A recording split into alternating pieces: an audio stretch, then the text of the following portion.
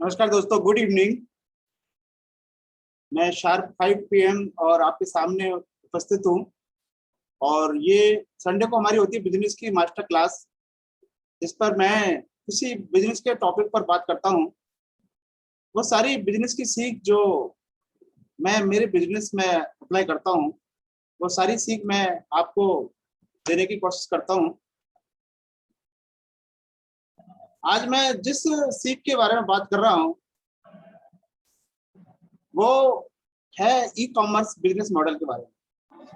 इससे पहले कि मैं ये शुरू करूं, उससे पहले मैं थोड़ा सा अपने बारे में एक इंट्रोडक्शन देना चाहता हूं। नितिश जी, मेरी आवाज क्लियर आ रही है ना? थोड़ा सा मेरे कंफर्मेशन कर दें। यस सर, बिल्कुल आवाज क्लियर आ रही है एकदम। Okay, thank you. वेलकम मैं सर। अपने बारे में थोड़ा सा इंट्रोडक्शन दे दूं, जो नए जुड़ेंगे मेरे साथ में, जो लाइव मेरे को देख रहे हैं उनके लिए भी। तो मैं डॉक्टर मुकेश गर्ग, मैं डायरेक्टर एंड फाउंडर हूँ फोटोकार्ड डिजिटल प्राइवेट लिमिटेड का। फोटोकार्ड जो कि एक मार्केट प्लेस ऐप प्रोवाइड करता है, एक बिजनेस सॉल्यूशन देता है जहां पर कि आप अपने बिजनेस को ऑनलाइन कर सकते हैं। तो इस तरह का एक प्लेटफॉर्म है। और इसके अलावा मैं प्रोफेशनली डॉक्टर हूँ, मैं ऑर्थोपेडिशियन हूँ। मेरा खुद का एक सेटअप है गर्ग हॉस्पिटल नाम से, गंगापुर सिटी में। और जो जिस बिजनेस की मैं बात करता हूँ फोटोकार्ड, ये बिजनेस जयपुर से रन करता है। तो दोस्तों, ये थी मेरा कुछ छोटा सा इंट्रोडक्शन। और ये हर संडे को मैं ये कार्यक्रम रखता हूँ जिसमें मैं बिजनेस के पर्टिकुलर टॉपिक्स के बारे में हम बात करते हैं। ऐसा ही एक टॉपिक मैं आज लेके आया हूँ, ई कॉमर्स बिजनेस मॉडल का। ई कॉमर्स बिजनेस कैसे वर्क करता है। तो मैं शुरू करता हूँ इसको बजाय डिले करने के, और अपन शुरू करते हैं। जो भी ऑडियंस है वो हमसे जुड़ते जाएंगे, कुछ लाइव भी हमको एंगेज है ही हमारे साथ में। इसके अलावा ये सारे वीडियो जो मैं बनाता हूँ, चाहे वो बिजनेस क्लासेस के वीडियो है, चाहे वो किसी और पर्टिकुलर टॉपिक पर मैं लाइव स्ट्रीम से भी जुड़ता हूँ डेली, ऑलमोस्ट मैं कोशिश करता हूँ। इसके अलावा मैं ये सारे जो बिजनेस क्लासेज है इसकी भी मैं जूम एक्सेस देता हूँ, जिसमें कि पार्टिसिपेंट मेरे साथ जूम पर जुड़ सकते हैं। और कुछ क्वेश्चन उनके हैं तो क्वेश्चन भी मैं हाथ के हाथ जो है उनका और जवाब देने की कोशिश करता हूँ।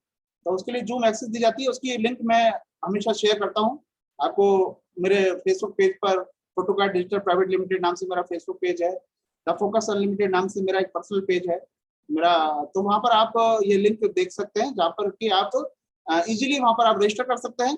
और वहां पर आपको डायरेक्ट इसकी जूम मीटिंग का कोड और पासवर्ड भी दिया जाता है, जिससे कि आपको मेल को भी चेक करने की जरूरत नहीं है। बस आपने रजिस्ट्रेशन किया और डायरेक्ट आप जो है वो जूम की एक्सेस ले सकते हैं।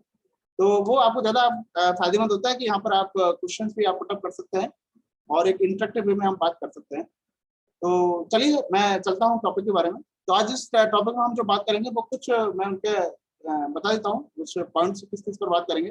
पहले तो ई कॉमर्स की हिस्ट्री के बारे में बात करेंगे, देन ई कॉमर्स होता क्या है इसके बारे में बात करेंगे। क्या क्या ई कॉमर्स जो हमारे अराउंड जो है जिससे हम पहचान पाएंगे क्या ई कॉमर्स होता क्या है, क्लासिफिकेशन और उसके एडवांटेज डिसएडवांटेज, ये मैं कुछ बात जो है टॉपिक पे करूँगा। कुछ टॉपिक मैं स्किप भी करूंगा, जैसे केस स्टडी का टॉपिक मैं स्किप करूंगा, रेफरेंस का उसका कोई बहुत ज्यादा कोई सरोकार आपको नहीं। तो चलिए, हिस्ट्री में भी बहुत ज्यादा कुछ जाना नहीं चाहेंगे, बस इतना हम जाएं कि इंटरनेट की जो इंडिया में जो जन्म हुआ वो 1995 में हुआ। आईआरटीसी ने बुक टिकट ऑनलाइन जो चालू किया सबसे पहले 2002 में, तो तहाँ से ई कॉमर्स की शुरुआत हुई। जहाँ से आईआरसीटीसी ने सबसे पहले जो बुक टिकट का जो टिकट बुकिंग का जो ऑनलाइन शुरू किया था, वहां से हम मान सकते हैं कि ई कॉमर्स की शुरुआत हुई। तो ये एक हिस्ट्री है, इसके बारे में हमें जानना जरूरी है। बाकी और ज्यादा हिस्ट्री के बारे में जानना कोई जरूरी नहीं। अब ई कॉमर्स होता क्या है, इस पर हमको थोड़ा सा फोकस करना पड़ेगा। ई कॉमर्स होता क्या है? देखिए, कोई भी ट्रेड होता है गुड्स का या सर्विसेज का, जिसमें इलेक्ट्रॉनिक माध्यम की रिक्वायरमेंट होती है। इलेक्ट्रॉनिक माध्यम कौन सा? Computer with internet. अब कंप्यूटर जगह आप मोबाइल भी कह सकते हैं। आप इलेक्ट्रॉनिक माध्यम आजकल मोबाइल हो गए। आजकल ई कॉमर्स का बिजनेस मोबाइल पर ज्यादा होता है बजाय कंप्यूटर। तो कोई भी इलेक्ट्रॉनिक माध्यम, चाहे वो कंप्यूटर हो या मोबाइल हो या लैपटॉप हो या आपका आईपैड जो भी है, जिस पर कि आप इंटरनेट की मदद से आप ट्रांजेक्शन करते हैं।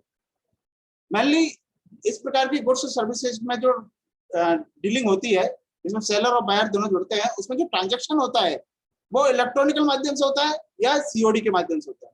लेकिन चूंकि इसमें इलेक्ट्रॉनिक माध्यम को यूज किया गया ट्रांजेक्शन में, चलो सीओडी एक नया एक कंसेप्ट आ गया, लेकिन इलेक्ट्रॉनिक माध्यम किसमें यूज किया गया कि आपने गुड्स को सर्विसेज को देखा और आपने पसंद किया और आपने ऑर्डर प्लेस किया। तो ये जो ऑर्डर प्लेस करने का जो प्रोसेस है वो कम से कम इलेक्ट्रॉनिक माध्यम पर हुआ है। तो ऐसी सारी एक्टिविटीज को हम ई कॉमर्स की एक्टिविटीज में डालते हैं। तो मेरे को लगता है शायद आप समझ में आ जाओगे ई कॉमर्स क्या होता है। अब this is the smart way of doing business.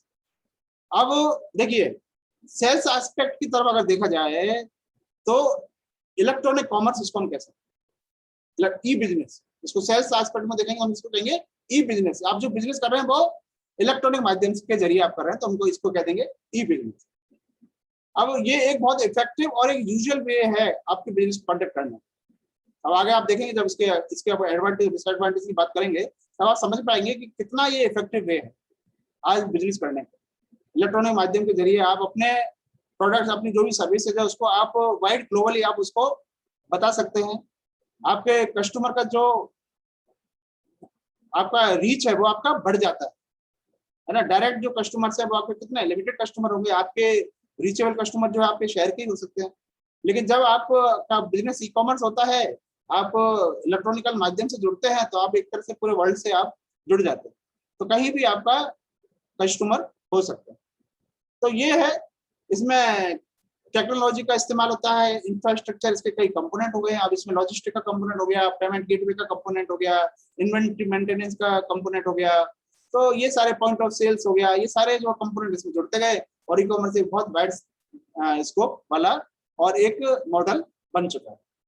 तो दोस्तों ये थी बात। अब कुछ ई कॉमर्स हमारे चारों तरफ है जिन्हें हम पहचान सकते हैं और हमें लगता है कि हाँ ये ई कॉमर्स बिजनेस है, उससे हम पहचान पाएंगे। ये कुछ गिने चुने नाम है जो आप स्क्रीन पर देख रहे हैं और आप सभी इनसे भली भांति परिचित है। जैसे ये टिकट बुकिंग का सिस्टम है जिसमें कि आप क्लियर ट्रिप है, यात्रा.com है, GoIbigo है।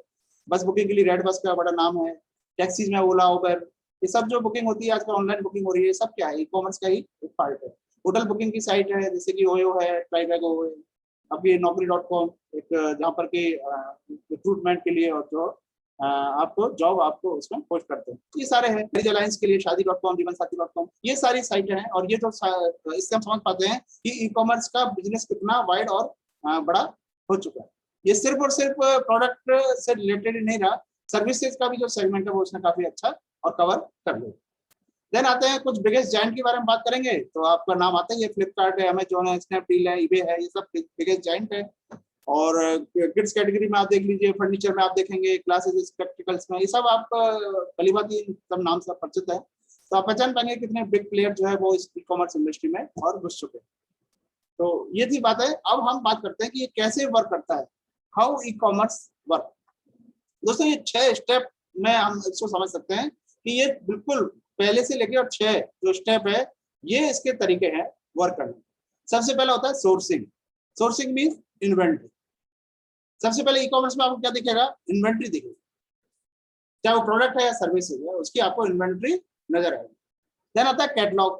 कैटलॉग में होगा डिस्प्ले, जो भी इन्वेंट्री है उसका प्रॉपर डिस्प्ले आपको दिखेगा वहां पर, कैटेगरी वाइज है, सब कैटेगरी वाइज है आपको, है ना, तो वो आपको वहां पर डिस्प्ले दिखेगा प्रॉपर, जिसमें कि आप सर्च कर सकते हैं भाई किस कैटेगरी का, किस सब कैटेगरी का आपको प्रोडक्ट या सर्विसेज आपको रिक्वायरमेंट है। तो ये हो गया आपका डिस्प्ले। देन आता है लिस्टिंग। लिस्टिंग का मतलब अपलोड करना, जो भी आप प्रोडक्ट या सर्विसेज आप बेचना चाहते हैं वो आप लिस्ट करते हैं वहां पर। अब इसको आप फोटो कार्ड से बहुत अच्छी तरह समझ सकते हैं, जो फोटो कार्ड में जुड़े हुए हैं सेलर्स, वो इसको बहुत अच्छी तरह समझ सकते हैं, इस मॉडल को बहुत अच्छी तरह समझ सकते हैं कि कैसे वर्क करता है। ठीक है, तो लिस्टिंग होती है। लिस्टिंग में आपके प्रोडक्ट, जितने भी आपके पास प्रोडक्ट है या सर्विसेज है, उसको आप वहां डिस्प्ले करते हैं, भाई मैं ये प्रोडक्ट मैं बेचता हूँ, ये प्रोडक्ट है जो कि मुझे बेचने हैं, और ये सर्विसेज है जो मुझे बेचनी है। और उसके अलावा फिर आता है मार्केटिंग। अब आप क्या करेंगे, जैसे आपने लिस्ट कर दिया उसके बाद की होगी मार्केटिंग।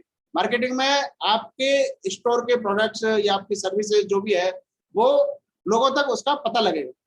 जो भी ऑनलाइन सर्च कर रहा है, किसी प्रकार की प्रोडक्ट या सर्विसेज को सर्च कर रहा है ना, और उसको पता लगेगा कि यार आपकी शॉप ऑनलाइन है और उस पर आप उसको उसका जो मनपसंद प्रोडक्ट जो उसको चाहिए या जो सर्विस चाहिए वो उसको मिल जाएगी। तो उसके लिए आपको मार्केटिंग करनी होगी। ये मार्केटिंग का पार्ट इसमें बहुत इंपॉर्टेंट होता है। देन आता है पैकेजिंग। अब क्या हुआ, जब मार्केटिंग हुई, मार्केटिंग बाद उसने ऑर्डर प्लेस किया, और ऑर्डर प्लेस करने के बाद क्या करेंगे आप, पैकेजिंग करेंगे, रेडी फॉर डिलीवरी। उसकी पैकेजिंग होगी प्रोडक्ट की, वो आपको उसको डिलीवर करना है। Then delivery, shipping. तो ये इसके 6 स्टेप है जिस पर की ई कॉमर्स वर्क है। आप समझ गए होंगे भली बात है कि भाई ये जो है ना इसका ई कॉमर्स का मेन कंपोनेंट है, चाहे वो प्रोडक्ट से रिलेटेड हो या सर्विस से रिलेटेड हो। थोड़ा बहुत इसमें चेंजेस हो सकता है डिलीवरी में। अब सर्विसेज की डिलीवरी एक बिल्कुल अलग कंसेप्ट हो गया, उसमें शिपिंग का कहीं कुछ नहीं आता, कई बार शिपिंग का वो पार्ट उसमें नहीं आता, तो वो थोड़ा बहुत चेंजेस उसमें हो सकते हैं। देन आता है क्लासिफिकेशन। ई कॉमर्स बिजनेस का, ई कॉमर्स का क्लासिफिकेशन कैसे हम करें? तो क्लासिफिकेशन इसको कई तरीके से कर सकते हैं। पहला तरीका है basis of goods and services, कि अगर वो सर्विसेज है तो उसको हम बोलेंगे ई ट्रेवल, अगर वो प्रोडक्ट्स है, गुड्स है, तो हम उसको बोलेंगे ई टेलिंग। ये ई कॉमर्स के दो टाइप हो गए, गुड्स और सर्विसेज के अकॉर्डिंग। नेक्स्ट क्या आता है? इंटरैक्टिंग पार्टिसिपेंट्स के अकॉर्डिंग हम उसको क्लासिफाई कर सकते हैं। इंटरैक्टिंग पार्टिसिपेंट कौन होंगे? Business, organization, consumer. ठीक है, बिजनेस ऑर्गेनाइजेशन जो बिजनेस कर रहे हैं, कंज्यूमर जो कि कंज्यूम कर रहा है, जो प्रोडक्ट या सर्विसेज ले रहा है, तो उसके अकॉर्डिंग हम इसको, पार्टिसिपेंट्स के अकॉर्डिंग हम इसको डिवाइड करेंगे। ये बहुत जरूरी है समझना। तो ये जो मॉडल होते हैं ई कॉमर्स के, वो होता है B2C पहला मॉडल। B2C मतलब बिजनेस टू कंज्यूमर। इसकी डिटेल थोड़ा सा हम आगे जानेंगे, अभी आप एक बार ये देख लीजिए कि 4 तरह के होते हैं। B2C बिजनेस टू कंज्यूमर, दूसरा हो गया B2B बिजनेस टू बिजनेस। काफी नाम सुना होगा आपने ये B2C, B2B business model, C2C, C2B business model, ये क्या होते हैं? ये थोड़ा दिमाग में आपके क्वेश्चन भी आता होगा, तो मैं आपको थोड़ा सा क्लियर करूंगा आगे। तो B2C business to consumer, B2B business to business, C2C consumer to consumer, and C2B consumer to business. ये 4 प्रकार के मॉडल होते हैं। देन आता है, हम इसको और क्लासिफिकेशन कर सकते हैं, थीम के अकॉर्डिंग क्लासिफिकेशन करते हैं। जैसे कुछ पर्टिकुलर कैटेगरीज में काम करते हैं, तो उनको हम उस कैटेगरी के अकॉर्डिंग हम कहते हैं भाई, जो अभी आपने पिछला स्लाइड आपने देखा होगा जिसमें आप किड्स कैटेगरी है उसमें काम करने वाले, उसको किड्स कैटेगरी के जो है ना, तो आपको अलग दिख जाएंगे। फैशन अपैरल में जो काम कर रहे हैं, मिंत्रा है, जबोंग है, तो आपको अलग दिख जाएंगे। फर्नीचर में जो काम कर रहे हैं वो अलग दिखेंगे। तो हम ये थीम के अकॉर्डिंग और कैटेगरी के अकॉर्डिंग इनको क्लासिफाई कर सकते हैं। देन कस्टमर्स रोल, उसके अकॉर्डिंग भी इसमें कस्टमर का रोल क्या है। ठीक है, कस्टमर इसमें जैसे C2C मॉडल है, उसमें कस्टमर का रोल बिल्कुल अलग हो गया। B2C मॉडल है, उसमें कस्टमर का रोल बिल्कुल अलग हो गया। तो उसके अकॉर्डिंग भी हम इसको क्लासिफाई कर सकते हैं। तो अब सबसे पहले समझते हैं B2C ई बिजनेस मॉडल क्या है। B2C मतलब बिजनेस टू कंज्यूमर। इसमें क्या होगा, कस्टमर जो है डायरेक्टली डील करता है बिजनेस के साथ, ऑर्गेनाइजेशन के साथ। बिजनेस का मतलब यहाँ पर कोई भी कंपनी, ऑर्गेनाइजेशन जो कि प्रोडक्ट या सर्विसेज बेच रही है, उसके साथ में कस्टमर डायरेक्ट कॉन्टेक्ट करता है। एंड कंज्यूमर है, एंड कंज्यूमर को, और ये एक तरह का रिटेलिंग है। क्या है ये? एक तरह की रिटेलिंग। इसमें किसी प्रकार का बीच में कोई इंटरमीडियरी नहीं होता है ना, कोई डिस्ट्रीब्यूटर नहीं होता, कोई होलसेलर नहीं होता है, किसी प्रकार का इंटरमीडियरी बीच में नहीं होता। कस्टमर डायरेक्ट जो है वो ऑर्गेनाइजेशन से या बिजनेस से जुड़ता है ना। जैसे कि photocons.com, photocons क्या है? ये B2C बिजनेस मॉडल है। यहाँ पर कि एंड कंज्यूमर जो होता है, रिटेलर, वो डायरेक्ट जो है वो और परचेज करता है बिजनेस से, ऑर्गेनाइजेशन से। ये हो गया आपके B2C बिजनेस मॉडल। देन आता है B2B। अब B2B क्या होता है? B2B होता है, इसमें जो पार्टिसिपेंट्स होते हैं वो ऑर्गेनाइजेशन होते हैं, कंज्यूमर नहीं होते। यानी कि एक ऑर्गेनाइजेशन से दूसरे ऑर्गेनाइजेशन के बीच में डीलिंग होती है। अब ऑर्गेनाइजेशन कैसे हो सकते हैं? जैसे कि डिस्ट्रीब्यूटर्स के, आप मैन्युफैक्चरर है, आप अपने प्रोडक्ट्स को डिस्ट्रीब्यूटर्स को देना चाहते हैं, तो डिस्ट्रीब्यूटर्स आपके साथ जुड़ेंगे। डिस्ट्रीब्यूटर देखेंगे मैन्युफैक्चरर से माल लेना है उसको, तो उस तरह का बिजनेस मॉडल होता है, जो कि ऑनलाइन उसको पता लग जाएगा भाई मैन्युफैक्चरर के पास क्या क्या प्रोडक्ट जो है मैन्युफैक्चर हुए, उनको वो मंगा लेते, ऑर्डर दे देते, ऑनलाइन ऑर्डर दे देते। देन कुछ प्राइवेट मार्केट प्लेस भी होते हैं। वो वहां पर क्या होता है, जैसे कोई मैन्युफैक्चरर कंपनी है, उन्होंने अपना एक मार्केट प्लेस बना रखा है, ठीक है ना, और उस मार्केट प्लेस पर क्या होगा, सारे जो होलसेलर हैं वो जुड़ जाएंगे वहां पर। अब वो होलसेलर जुड़ के और वो जो है बिजनेस करेंगे, वो आपके कहलाएगा आपके B2B बिजनेस मॉडल। तो ये जैसे अलीबाबा नेटवर्क.com देखिए आप, ये बहुत बड़ा वाइड नेटवर्क है इसका, अलीबाबा का। वहां पर क्या होता है, वहां पर होलसेलर जो है वो प्रोडक्ट्स, होलसेलर जो है वो प्रोडक्ट्स लेते हैं किनसे? डिस्ट्रीब्यूटर से या मैन्युफैक्चरर से। बल्क में ऑर्डर वहां पर प्लेस होते हैं, ठीक है ना। फिर वो जो है, जो भी होलसेलर है, वो अपने मार्जिन लेके उनको फिर रिटेलर्स को और वो सप्लाई करता है। रिटेलर्स फिर उसको एंड कंज्यूमर को सप्लाई करेंगे। तो इस तरह से ये चेन चलती है।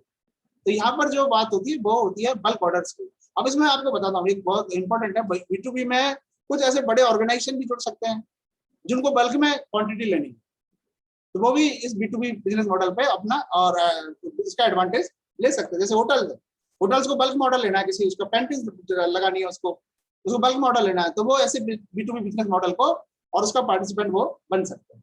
तो ये इसकी खासियत है। देन आता है C2C, ये है कंज्यूमर टू कंज्यूमर। यहाँ पर जो पार्टिसिपेंट्स है वो इंडिविजुअल पार्टिसिपेंट्स है, किसी प्रकार का बिजनेस ऑर्गेनाइजेशन नहीं है, और कंज्यूमर यहाँ पर बायर बना हुआ है, कंज्यूमर यहाँ पर सेलर बना हुआ है। समझ रहे मेरी बात? अब इसका एग्जाम्पल देखिए आप, eBay है ना, OLX, क्विकर, ये सब क्या है? ये सब C2C बिजनेस मॉडल है। आपने देखा होगा OLX पे आप क्या करते हैं, आपके कोई प्रोडक्ट आपके पास में है, आपने उसको यूज किया, अब वो आपके लिए हो गया ऑल प्रोडक्ट, आप उसको दूसरा उसका अच्छा मॉडल लेना चाहते हैं, आप चाहते हैं कि पहले वाला मॉडल इसका और ये बिक जाए, तो आप क्या बन गए? सेलर बन गए। और किसी को जो है वो सेकंड हैंड लेना है, अच्छी कंडीशन में अगर मिल रहा है तो वो उसको ठीक है, बाजार में उसको सस्ती रेट में मिल जाएगा, तो वो क्या करेगा? वो आपका प्रोडक्ट खरीद लेगा, जो आपका यूज प्रोडक्ट है वो खरीद लेगा। तो आप सेलर बने और वो बायर बना। तो ये आपका जो ऑनलाइन ये प्लेटफॉर्म है, ये बड़ा चल रहा है, C2C बिजनेस मॉडल बड़ा चल रहा है, जो मैं आपको एग्जांपल बताया और आपके बिल्कुल जहन में आ गया होगा कि ये किस तरह का। तो वेबसाइट है, प्लेस बना दिया जहाँ पर एडवर्टाइजमेंट हो रहा है, प्रोडक्ट को पता लग रहा है, आपको प्रोडक्ट परचेज करना है, आप कस्टमर है, आपने प्रोडक्ट परचेज किया, आपने उसका अमाउंट दिया, अमाउंट किसको मिला? उस कस्टमर को मिला जिसका वो प्रोडक्ट था। समझे मेरी बात? जो प्रोडक्ट को सेल करना चाहते। तो बिजनेस जो है इस तरह से ये बिजनेस चलता है। और इसमें जो वेबसाइट जो प्लेस है वो अपना जो भी डिस्काउंट है वो काट के, जो भी उसका कमीशन है वो काट के, और वो आपको आपका अमाउंट आपको दे देता है। ये आपका इस तरह से वर्क है। देन आता है C2B बिजनेस मॉडल। अब C2B क्या होता है? Consumer to business. आप समझ रहे हैं? Consumer to business. इस प्रकार के ट्रांजेक्शन में प्राइस कौन डिसाइड करता है? यही इसमें डिफरेंस है। इसमें प्राइस डिसाइड करता है कंज्यूमर, पर्टिकुलर प्रोडक्ट की या सर्विसेज की कौन प्राइस डिसाइड करता है? कंज्यूमर डिसाइड करता है। जो बिजनेस और जो ऑर्गेनाइजेशन है वो प्राइस डिसाइड नहीं करता। जैसे कि आप Naukri.com देखिए, Naukri.com में आप कोई बिजनेस है आपका, आपको 10 पीपल हायर करने हैं, आपको हायर करना है। अब हायर करना है तो Naukri.com पे आपने देखा और आपने जो है वहां पर अप्लाई किया और वहां पर आपको रिज्यूम मिल गए, 10 रिज्यूम मिल गए। तो यहाँ पर कंज्यूमर जो है उसने अपनी प्राइस दे रखी है। अब समझ रहे मेरी बात? कि उसको इतना सैलरी उसको चाहिए, वो उसने प्राइस तय कर रखी है, आपको उस सैलरी पर उसको हायर करनी है ना। तो यहाँ पर ये डिफरेंस होता है, कंज्यूमर यहाँ पर प्राइस तय करता है। अब अपने आप को कंज्यूमर तो इसमें हुआ तो अल्टीमेटली वो जो जिसको जॉब लेना है वही कंज्यूमर हुआ ना, है ना। जिसको जॉब लेना है, उसको सैलरी लेनी है, वही कंज्यूमर हुआ, लेकिन प्राइस उसकी इसमें तय है। समझिए? तो ये है डिफरेंस। जैसे monster.com है, इसमें आपको देखा हो कंज्यूमर जो है वो अपना जॉब डाटा है, कोई भी Monster है, Naukri.com, सब इस तरह से वर्क करते हैं। वो अपना ऑफर देते हैं, अपनी सर्विस का ऑफर देते हैं, भाई मैं अपनी सर्विस इस रेट पर मैं दे सकता हूँ। जितने भी फ्री लॉन्सर होते हैं, फ्री लॉन्सर की जो वेबसाइट होती है उस पर वैसे ही वर्क होता है। कई फ्रीलांसर की वेबसाइट होती है, जब आपको क्या नाम है, CA मिल जाएंगे, आपको लीगल कंसल्टेंट मिल जाएंगे आपको, है ना। ये सब क्या है? ये इसी तरह का बिजनेस मॉडल है, C2B बिजनेस मॉडल, जिसमें कि कोई भी ऑर्गेनाइजेशन और कंज्यूम करता है, सर्विसेज लेता है, और उसमें जो रेट जो है वो उसकी कंज्यूमर की जो सर्विस दे रहा है, इसमें कंज्यूमर एक तरह से सर्विस दे रहा है तो उसकी रेट इसमें और चलती है। इस तरह के ये प्लेटफॉर्म। तो अब इसको हम उसके अकॉर्डिंग जो मैंने आपको बताया कि बिजनेस प्लान किस तरह का है, गुड्स का है या सर्विस का है। तो अगर ये गुड्स का है, प्रोडक्ट्स का है, तो इसको ई टेलरिंग बोलेंगे। क्या बोलेंगे? ई टेलर। अब ई टेलर में क्या होगा? आपका एक इन्वेंट्री मॉडल होता है और एक होता है आपके मार्केट प्लेस। इसको समझना बहुत जरूरी है। एक तो हो गया इन्वेंट्री मॉडल और एक हो गया मार्केट प्लेस। मार्केट प्लेस में स्पेस सेलिंग मॉडल भी इसको बोल सकते हैं, स्पेस सेलिंग मॉडल, जिसमें आप क्या एक स्पेस प्रोवाइड करते हैं। अब यहाँ पर फोटो कार्ड आप इसको अच्छी तरह समझ सकते हैं। फोटो कार्ड क्या है? यहाँ ये फोटो कार्ड जो है वो एक स्पेस प्रोवाइड कर रहा है, आपको एक प्लेटफॉर्म दे रहा है जहां पर कि आप अपना ई-कॉमर्स स्टोर आपका डाल सकते हैं, आपका ऑनलाइन स्टोर डाल सकते हैं। वहां पर बायर आएंगे और बायर आपके प्रोडक्ट्स और आपकी सर्विसेज को वहां से परचेज करेंगे। तो ये स्पेस सेलिंग का मॉडल हो गया, इसको बोलते हैं मार्केट प्लेस। ठीक है, बाजार है, वर्चुअल है, लेकिन कैसा है? वर्चुअल, इसलिए इसको बोलते हैं वर्चुअल मार्केट प्लेस। एक हो गया इन्वेंट्री मॉडल। इन्वेंट्री मॉडल का मतलब क्या हुआ? जैसे कि मैंने फोटोकॉन्स का भेजा, फोटोकॉन्स इन्वेंट्री रखता है और इस इन्वेंट्री को डिस्प्ले करता है, कैटलॉग बनाता है। वहां पर कस्टमर आते हैं, ऑनलाइन सर्च करते हैं प्रोडक्ट, और जब वो कस्टमर ऑर्डर प्लेस करता है तो फोटोकॉन्स उस इन्वेंट्री से उस प्रोडक्ट को डिलीवर करते हैं। तो यहाँ पर इन्वेंट्री मेंटेन की जाती है। ये जो मॉडल वर्क करता है किस पर करेगा, इन्वेंट्री पर वर्क करेगा, यानी इन्वेंट्री आपको रखनी है, जबकि मार्केट प्लेस में आपको इन्वेंट्री रखनी होती है। मार्केट प्लेस में जो फोटो कार्ड को कोई इन्वेंट्री रखनी नहीं, फोटो कार्ड को एक मार्केट प्लेस स्पेस प्रोवाइड कर रहा है, ये समझना बहुत जरूरी है। तो इसमें अगर इन्वेंट्री मॉडल है तो उसमें कंपनी को इन्वेंट्री रखनी होगी, कस्टमर जो है वो प्रोडक्ट्स को सेलेक्ट करता है, तो इसमें इन्वेंट्री मैनेजमेंट बहुत इंपॉर्टेंट होता है। ये इन्वेंट्री मैनेजमेंट बहुत इंपॉर्टेंट होता है। अब इसमें देखिए, अब इसमें एक मैं बताता हूँ आपको, इसमें एक एग्जांपल दिया होगा बहुत अच्छा, रुड़की डिलीवर्स का, ये बहुत अच्छा एग्जांपल है इनसाइड शॉप। इसमें देखिए यहाँ पर क्या है कि सारे जो स्टूडेंट्स है ना, आईआईटी जिन्होंने किया है, आईआईटी किया हुआ, उनके सबके स्टूडेंट्स का यहाँ पर एक पूरा डाटा रखा जाता है, इन्वेंट्री रखी जाती है एक तरह से। मतलब इसको सिर्फ गुड्स की उसमें मत देखिए आप, इसको इस फॉर्म में देखिए आप। अब यहाँ पर क्या होगा कि वो जितने भी जो क्या नाम है ऑर्गेनाइजेशन होंगे, उनको वहां से डाटा मिल जाता है पूरा, है ना। तो एक तरह से ये ऑनलाइन कैंपस हो गया, कैंपस प्लेसमेंट हो गया ऑनलाइन, ये इस तरह से वर्क है। तो ये था मॉडल के अकॉर्डिंग, उसको अपन डिसाइड कर सकते हैं कि किस तरह का ई कॉमर्स मॉडल ये है। अब इसके बेनिफिट्स क्या है, ये थोड़ा सा हम जानने की कोशिश करें कि इसके बेनिफिट क्या है। तो देखिए, 5 स्टार डिलीवरी पहला benefit, quality assurance, products availability assurance, ठीक है।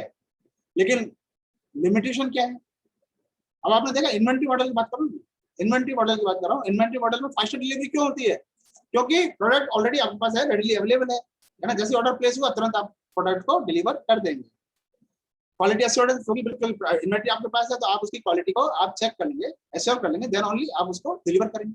और प्रोडक्ट की अवेलेबिलिटी डेफिनेटली और एश्योरेंस रहेगी उसको, कस्टमर को भाई प्रोडक्ट अवेलेबल हो जाएगा। लिमिटेशन क्या है, इन्वेंट्री मैनेजमेंट, इतनी बड़ी इन्वेंट्री आपको मैनेज रखनी पड़ेगी, तो ये बहुत बड़ी लिमिटेशन है। फिर गवर्नमेंट की रेगुलेशंस है, एफडीआई का, ये मैं बताऊं अभी इसमें आउटपुट तो बहुत सा आप देखना पड़ेगा, आप केस स्टडी देखना है इसकी, फ्लिपकार्ट की केस स्टडी। फ्लिपकार्ट पहले इन्वेंट्री रखता था, बुक्स की इन्वेंट्री रखता था। फ्लिपकार्ट की जो शुरुआत जो था वो बुक्स की इन्वेंट्री से शुरुआत हुआ, बुक्स की इन्वेंट्री रखता था और उनको बेचता था। अब उस पर उसको बुक्स की इन्वेंट्री में उसको एक WS रिटेल नाम से एक फॉरेन एक कंपनी थी, WS रिटेल, उस कंपनी से उसको इन्वेंट्री मिलने लगी। वो कंपनी फॉरेन कंपनी थी, उससे इन्वेंट्री उसको मिलने लगी, तो उसका बिजनेस बड़ा इजी हो गया।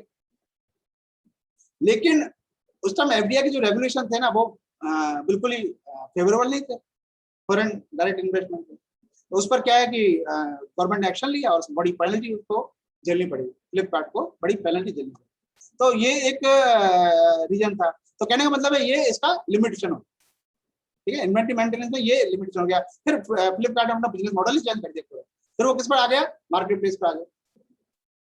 फिर उसको किस पर आना पड़ा, उसको मार्केट प्लेस पर आना पड़ा। क्यों, क्योंकि इन्वेंट्री मेंटेनेंस के लिए उसको जो जो पेनल्टी उसको देनी पड़ी उसके लिए, क्योंकि वो WS रिटेल पर वो पूरा डिपेंडेंट, उसने पूरा बिजनेस मॉडल चेंज कर लिया। अब वो मार्केट प्लेस हो गया, यहाँ पर 50,000 सेलर जुड़े हुए हैं इसके बिजनेस पर। तो ये एक रीजन है। तो अब वर्चुअल मार्केट प्लेस मॉडल की मैं बात करूँ, ये वो मार्केट प्लेस मॉडल है जो आपको फोटो कार्ड में दिखेगा, ये वो बिजनेस मॉडल। इसमें क्या है, आपको बिल्कुल यहाँ पर थर्ड पार्टी जो सेलर्स हैं उनको अलाउ किया जाता है कि वो अपने प्रोडक्ट्स यहाँ पर बेचें। तो एक स्पेस सेलिंग की तरह हो गया है ना। यहाँ पर आपके क्या है कि इन्वेंट्री मेंटेनेंस का काम है, इन्वेंट्री की इंफॉर्मेशन है, कैटलॉग डिस्प्ले है, वो सारा प्रोसेस होता है मार्केट प्लेस।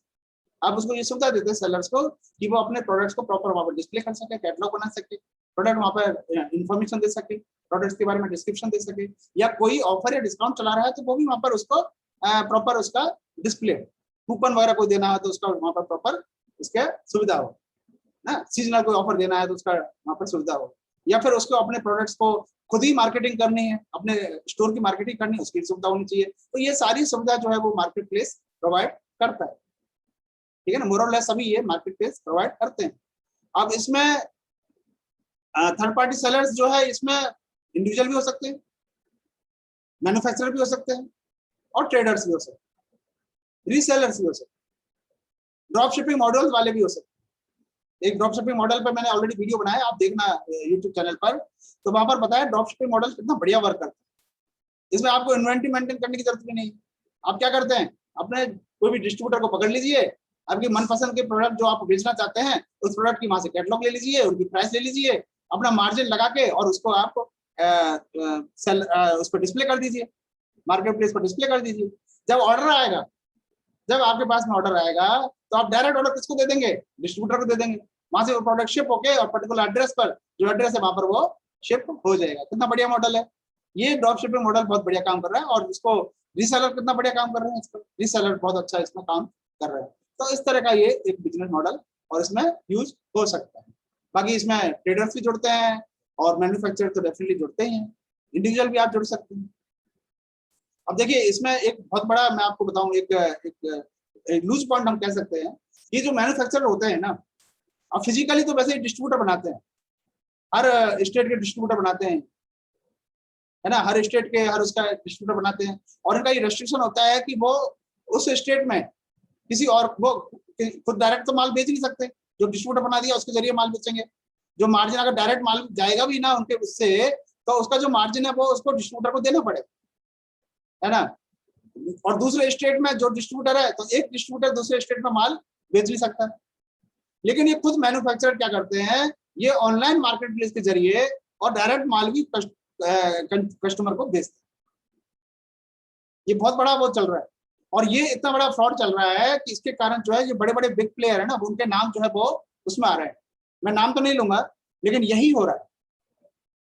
तो सबसे बड़ा रीजन है जो इन जो बड़े बड़े बिग प्लेयर है ना मार्केट प्लेस, जिनसे कि वापस आ रहे हैं सेलर, अपने आप को पीछे खींच रहे हैं। क्यों खींच रहे हैं? क्योंकि वहां पर वो कम्पीट ही नहीं कर सकते उनसे। वो जो मैन्युफैक्चरर जिनसे वो खुद माल लेके और फिर वो रिटेलर्स को बेचेंगे, उसको सॉरी कंज्यूमर को बेचेंगे, उनसे माल लेकर अपना मार्जिन लगा के बेचेंगे, और वही वो मैन्युफैक्चरर डायरेक्ट जो है वो मार्केट प्लेस के जरिए और कम रेट पर जो है कंज्यूमर को और माल पहुंचा रहा है ना, फेक दूसरे नाम से पहुंचा रहा है, पता ही नहीं लगे मैन्युफैक्चरर से आ रहा है नहीं आ रहा है। इसमें जो बड़ी जो बिग प्लेयर है ये मार्केट प्लेस, इनका भी बहुत बड़ा हाथ है, ये उनसे हाथ मिलाए हुए हैं उनसे। तो ये एक रीजन है कि सेलर को मार्जिन मिलता नहीं है, इसलिए सेलर वहां पर, और फिर बड़ा बड़ा इनसे कमीशन इनसे लिया जाता है उन मार्केट प्लेस पर। इसके कारण जो है इनका मार्जिन ही बहुत कम रह जाता है, तो वो वहां पर कम्पीट नहीं कर पाते, उन बिग प्लेयर से कम्पीट नहीं कर। तो ये बहुत बड़ा एक रीजन है। तो मैं आपको इसके जरिए ये बताना चाह रहा था कि क्या चल रहा है। देन अब मैं आपको बताना चाहूंगा, अभी ऑपरेशनल मॉडल जो है ना वो चेंज हो चुका है। पहले तो सिर्फ ऑर्डर बुकिंग मैकेनिज्म एक हुआ करती थी, अब तो इसमें पूरा ऑपरेशनल मैकेनिज्म चेंज हो चुका है। अब तो इसमें सिर्फ ऑर्डर बुकिंग ही नहीं होता है, आपको प्रोडक्ट का डिलीवरी, उसका शिपिंग, उसका पेमेंट गेट पे, है ना, मैं आपको बताया ना, उसका inventory maintenance, POS point of sales, invoicing बनाना, जीएसटी इनवॉइसिंग बनाना, आपके अकाउंट मेंटेनेंस का, आपके जो पूरा सीआरएम मैनेजमेंट जो है वो आपको और मार्केट प्लेस पर मिल जाए। तो अब समझ आया मार्केट प्लेस क्या है। ये सेलर्स का वेयर कलेक्ट करेगा, ऑर्डर लेगा, पेमेंट लेगा, सेलर से एक फीस डिडक्ट करता है। इसमें जो एग्जांपल है वो आप समझ ही रहे हैं सारे, फ्लिपकार्ट है, अमेजोन है, फोटोकार्ट इसमें मार्केट प्लेस में ही आता है, स्नैपडील है ना, फूड पांडा है, जोमेटो है, ये सब इसी प्रकार के मार्केट। तो एडवांटेज क्या है मार्केट प्लेस मॉडल का? देखिए अब इसमें देखिए आप, इसमें इतना एक तो है किसी प्रकार का लिमिटेशन नहीं है inventory, you can sell a large number of SKU. कोई इन्वेंट्री आपको मेंटेन नहीं करनी है, जितने सेलर जुड़ते हैं उतने जितने प्रोडक्ट है सब कुछ आप बेच सकते हैं। तो इन्वेंट्री अनलिमिटेड हो गई, कोई इसकी लिमिटेशन नहीं। देन ऑपरेशनल एफिशिएंसी बहुत अच्छी है। क्यों ऑपरेशनल एफिशिएंसी अच्छी है? तो जो भी मार्जिन है बहुत ज्यादा मार्जिन जो है सेलर को मिल पाता है, ठीक है ना, क्योंकि इसमें मेंटेनेंस का, स्टाफ मेंटेनेंस का आपको जो है और वो खर्चा वो बहुत कम हो जाता है। भाई आप शॉप पर आप अगर प्रोडक्ट रखेंगे, कस्टमर को डायरेक्ट देंगे प्रोडक्ट आपको, तो आपको स्टाफ भी रखना पड़ेगा जो प्रोडक्ट को दिखा रहा है, आपको फिजिकली आपको कैश कलेक्ट करना है, फिजिकली आपको सारा बिल बनाना है, इनवॉइसिंग बनाना है ना, प्रोडक्ट को डिलीवर कराना है। तो उसमें काफी आपको स्टाफ का, मेंटेनेंस का और आपके शॉप मेंटेनेंस का खर्चा आएगा, लेकिन यहाँ पर वो खर्चा आपका बच जाता है। तो इसलिए आपका जो प्रॉफिट है वो आपका बढ़ जाता है। देन आप ई कॉमर्स टेक्नोलॉजी से यहाँ वाकिफ होते हैं, तो आपको कई जो है वो इसमें मार्केटिंग के बारे में आपको समझ में आती है, एडवर्टाइजमेंट के बारे में समझ में आता है, कैसे आपको ब्रांड बिल्ड करना है उसके बारे में आपको समझ में आता है, तो आपके बिजनेस का हॉरिजॉन जो है वो थोड़ा सा बढ़ जाए। ये इसका सबसे बड़ा एडवांटेज है, और मार्जिन तो इंप्रूव होते हैं। डिसएडवांटेज क्या है वो भी हम जान लें, डिसएडवांटेज भी हम जान लें। तो देखो शुरू में इसको थोड़ा सा टफ है इसको समझना, क्योंकि आपको ये डिफरेंशिएट करना पड़ेगा कि ई कॉमर्स बिजनेस और मार्केट प्लेस मॉडल दोनों में कौन से मॉडल से आप जुड़े। मैं आपको जो बात कहना चाह रहा था, कई बार सेलर को पता नहीं चलता कि वो किससे जुड़ा हुआ। अभी जो जितने बिग प्लेयर है ना, उन बिग प्लेयर का आप देखिए वो ई कॉमर्स बिजनेस है या वो मार्केट प्लेस है।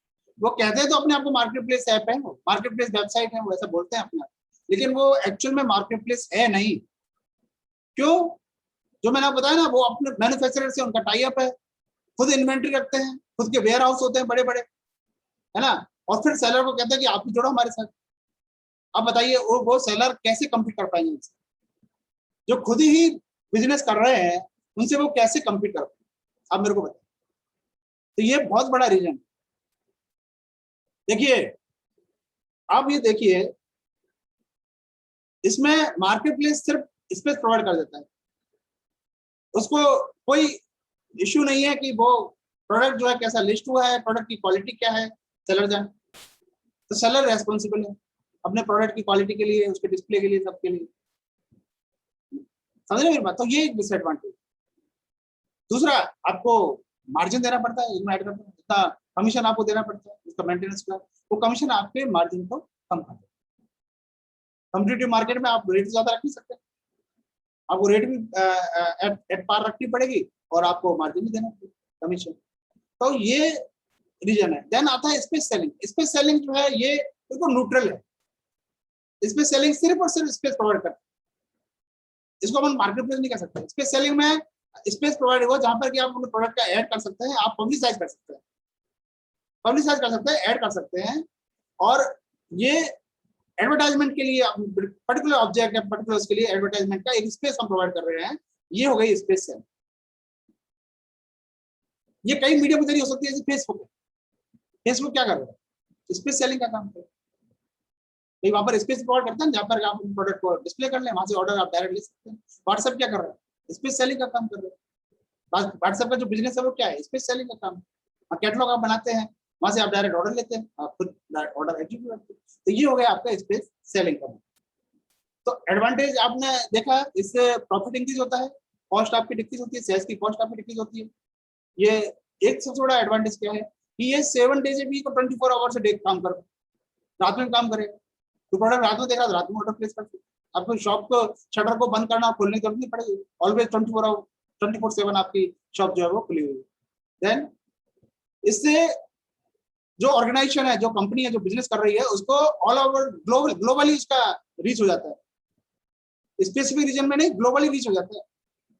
और अगर एडवर्टाइजमेंट भी वो करेगा इन मार्केट प्लेस पर, इन ई कॉमर्स साइट पर एडवर्टाइजमेंट भी करेगा, तो उसका रिटर्न अच्छा आएगा, यानी रिटर्न ऑफ इन्वेस्टमेंट अच्छा होगा। आप प्रॉपर्ली मैनेज कर सकते हैं, क्योंकि वहां पर आपको ये कंट्रोल रहेगा कि आपको कहां पर आपको अपना एडवर्टाइजमेंट शो करना है, किस रीजन में शो करना है, किस पर्टिकुलर जेंडर डिफरेंशिएशन, कोई रेशियल डिफरेंशिएशन, कोई किसी प्रकार का, वो सारा आप कैलकुलेट करके और आप अपना एडवर्टाइजमेंट वहां पर कर सकते हैं। तो ये आपकी आइडेंटिटी बनाता है, ब्रांडिंग बनाता है, आपको आइडेंटिटी बिल्ड करने में काम आएगा, ब्रांड बिल्डिंग करने में काम आएगा। और फ्लेक्सिबिलिटी, शॉपर्स के लिए भी फ्लेक्सिबिलिटी रहती है, वो कभी भी शॉपिंग कर सकते हैं। उसको इंतजार नहीं रहता कि आप सुबह दुकान खोलेगी 9:30-10 बजे बाद, उसके बाद ही वो शॉपिंग करेगा। ये रात को उसको तो रात को ऑफिस से पहुंचना है घर पर, और वहां जाके फिर उसको शॉपिंग करनी है, तो रात को कर सकता है, 11 बजे कर सकता है, 12 बजे कर सकता है। ये फ्लेक्सिबिलिटी शॉपर को मिलती है, दुकान जो शॉपिंग कर रहा है उसको मिलती है। ऑपरेशनल कॉस्ट लो होती है, और इसमें पर्सनलाइज आप प्रोडक्ट कस्टमाइजेशन भी कर सकते हैं अकॉर्डिंग टू द कस्टमर की नीड। प्रोडक्ट कस्टमाइजेशन बहुत important, क्योंकि इसमें सर्च का बहुत अच्छा एक फीचर्स होता है, जिसमें कि आपको पर्टिकुलर अपनी जो रिक्वायरमेंट के अकॉर्डिंग आपको प्रोडक्ट जो है सामने आ जाते हैं। तो ये है। फिर आप वाइडर रेंज ऑफ प्रोडक्ट से आप जब वाकिफ होते हैं तो आपको चॉइस मिल जाती है। क्या मिल जाती है? आपको चॉइस मिल जाती है। आपने तो एक ही ब्रांड का नाम सोच रखा है, जब आप सर्च कर लेते हो, अरे यार ये भी ब्रांड होता है, ये भी होता है इसमें, फिर आप उसको कंपेयर कर लेते हैं, उसका रिव्यू देख लेते हैं। ये सारा आपको फायदा ई कॉमर्स में मिलते हैं। अब डिसएडवांटेज और देख लेते हैं। देखिए बायर इसमें प्रोडक्ट को फील नहीं कर सकता, ऑनलाइन ही देखता है ना वो, ये बहुत बड़ा रीजन है। अब देखिए ई कॉमर्स वेबसाइट से जो ऑनलाइन शॉपिंग होती है उसमें जो रिटर्न की जो फ्रीक्वेंसी है वो 30% होती है। क्यों होती है? क्योंकि प्रोडक्ट परचेज तो कर लिया ऑनलाइन, प्रोडक्ट को देखा नहीं ना। जब वो घर पे आता है प्रोडक्ट, जब लगता है अरे यार ये तो ऐसा नहीं है यार, जो मैं सोच रहा था ऐसा नहीं है, प्रोडक्ट रिटर्न है कि नहीं। अब उसमें अगर पॉलिसी इस तरह की है कि कंडीशन रिटर्न ही लिया जाएगा तो वहां पर जो बायर है वो फंस सकते हैं। भाई कंडीशन रिटर्न नहीं लेंगे, अगर प्रोडक्ट डैमेज होगा या प्रोडक्ट रॉन्ग डिलीवर हुआ तो ही तो रिटर्न लेगा ना सेलर। ऐसे में बायर जो है वो उसको ठगा सा महसूस करेगा, ये इसका एक डिसएडवांटेज। देन डिलीवरी, प्रोडक्ट की डिलीवरी जो है वो होनी है, टाइम लगेगा। अब अगर आप फिजिकली आप शॉप पर गए, प्रोडक्ट लिया तो हाथ के हाथ प्रोडक्ट लिया है ना, पैसा देते ही, या पैसा आपने दे दिया, जेब से पैसा चला गया आपका, लेकिन प्रोडक्ट आने में टाइम लगेगा, तो वेटिंग पीरियड है। देन कई बार डिलीवरी टाइम पे इंट्रांजिट डैमेज होता है, हालांकि इंट्रांजिट डैमेज होता है उसका इंश्योरेंस वगैरह होता है, प्रोडक्ट का रिटर्न की पॉलिसी होती है, रिफंड पॉलिसी होती है। तो मैं सारे जो ऑनलाइन शॉपिंग कर रहे हैं उनको मैं ये विशेष बोलना चाहूंगा कि आप कोई प्रोडक्ट परचेज करने से पहले उसकी शॉपिंग पॉलिसी, शॉप पॉलिसी जो है वो जरूर आप देख लें कि उसकी शॉप पॉलिसी क्या है, रिफंड रिटर्न की पॉलिसी क्या है, ये आपको जरूर देखनी चाहिए। पेमेंट पॉलिसी क्या है ये भी आप देखनी चाहिए। कई बार इसको सेफ भी नहीं मानते, आप ऑनलाइन पेमेंट करते हैं, कई बार ये सेफ भी नहीं मानते, फ्रॉड होने का चांस होता है। हालांकि जिस तरह के रेगुलेशंस वो सारे हैं, और उससे जो अच्छे नाम जिन कंपनियों के हैं उन पर ये बहुत ही कम आपको रहेगा कि वहां पर आपको किसी प्रकार की सेफ्टी का कोई इशू हो। तो दोस्तों ये थी बात। तो मैं ये कहना चाहूंगा कि कोई मॉडल परफेक्ट नहीं है, बस ये है कि जो लीगल कंप्लायंस है उनको पूरा करना, ऑपरेटिंग जो वो है पूरा उनको पूरा करना, उसके बाद में आप बिजनेस मॉडल को और आप डिफाइन करें और उसको उस तरीके से आप उसको चलाएं और उसको मिक्स नहीं करें। इसमें एक सिंपल सी बात है, मैं ये कहूँगा आप ई कॉमर्स से बिजनेस करना चाहते हैं तो आप मॉडल आप चूज करें, कौन सा मॉडल आप यूज करना चाहते हैं, और उसको आप मिक्स नहीं करें दूसरे से। जो मैंने आपको फ्लिपकार्ट की केस स्टडी का दिया ना एग्जाम, वरना ऐसा हो जाता। तो ये थी बात दोस्तों। बाकी मैं जो बात कर रहा था उसमें मैं इसी ई कॉमर्स स्टोर की बात कर रहा था, फोटोकार्ट जो कि मार्केट प्लेस है, और इससे आप जुड़ सकते हैं, अपने बिजनेस को ऑनलाइन कर सकते हैं। इसी प्रकार का आप बिजनेस करते हैं प्रोडक्ट का, तो आप डेफिनेटली अपने स्टोर को ऑनलाइन करें, प्रोडक्ट सेलिंग का यहाँ काम करें, ऑर्डर लें, डायरेक्ट ऑर्डर लें, ऑर्डर प्रोसेस करें। इसमें अब तो इसमें हमारे लॉजिस्टिक और पेमेंट गेटवे भी आ रहा है, जल्दी ही आने वाला है, लॉन्च होने वाला है। मुझे लगता है अगले महीने लॉन्च हो जाए, तो आप उनका भी फायदा ले सकते हैं। आपका बिजनेस और भी ईजी हो जाए, आपका बिजनेस और भी ईजी हो जाए। तो दोस्तों ये थी बातें। बाकी आप इसी तरह मेरे से जुड़े हर संडे, और मैं बिल्कुल कुछ अलग ही टॉपिक लेकर मैं हर संडे आता रहूंगा, ऐसे ही आपका प्यार मेरे को मिलता रहे। बाकी ये वीडियो यूट्यूब पर भी अपलोड होगा, वहां पर आप देख सकते हैं। बाकी आप मीनवाइल मेरे और भी वीडियोस में बनाता हूँ, पर्सनल डेवलपमेंट पे, सेल्फ डेवलपमेंट में बताता हूँ, बिजनेस की कुछ और सीख के बारे में वीडियो बनाता हूँ मैं, और लाइव स्ट्रीम भी मैं जुड़ता हूँ फेसबुक पर, वहाँ भी आप जुड़ सकते हैं मेरे से, जहाँ भी आप जुड़ना चाहें। इंस्टाग्राम पर मैं हूँ, मैं फेसबुक पर हूँ, मैं जहाँ भी आप जुड़ना चाहें। यूट्यूब पर तो मेरा है ही है, ये यूट्यूब चैनल है बिजनेस सिंप्लीफाइड नाम से। तो थैंक्स फॉर वॉचिंग, इसी तरह आप मेरे से जुड़े हैं। थैंक यू जय।